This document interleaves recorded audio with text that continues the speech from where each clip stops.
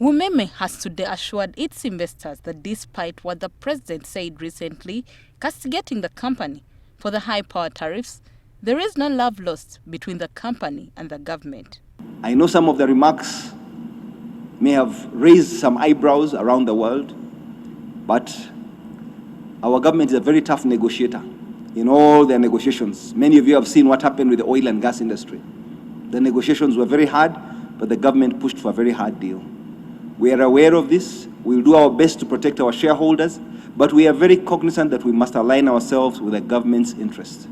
And industrialization is a priority for this country as an emerging economy. On the concession and future of business, we are engaging the government of Uganda and stakeholders, sharing more information, and are optimistic that we will reach a mutually beneficial agreement in the end. We shall keep shareholders informed of these discussions. Speaking during the annual general meeting that was partly virtual, the chairman, Patrick Bitaure, dismissed the claim that the now turned infamous 20% return on investment on the UMEME distribution concession is the cause for the high power tariffs. We do not, and I repeat, we do not take 20% of the amount of money collected as UMEME. I want that to be very clear, because some people think we are just middlemen and taking 20% before we pass on the money. The tariff is set by an independent person, the regulator, who oversees all of us, Electricity Regulatory Authority. We do not set the tariffs. Again, I repeat, we do not set the tariffs. It is set by the regulator who has visibility of everything that's happening in the sector.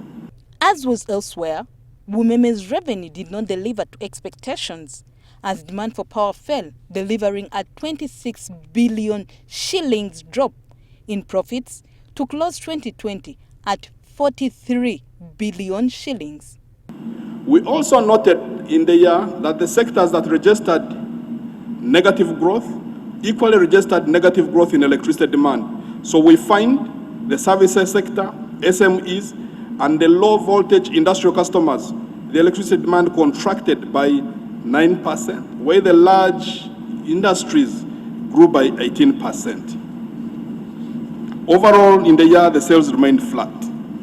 Inflation in the year was at 3.7%, and this was within the central bank's target of 5%. UMEME distributes over 90% of Uganda's produced power and has of late continued to enlist some negative speech from President Museveni, keeping investors on the tenterhooks as the future of the concession, which ends in 2025. Rachel Nabisubi, NTV Business.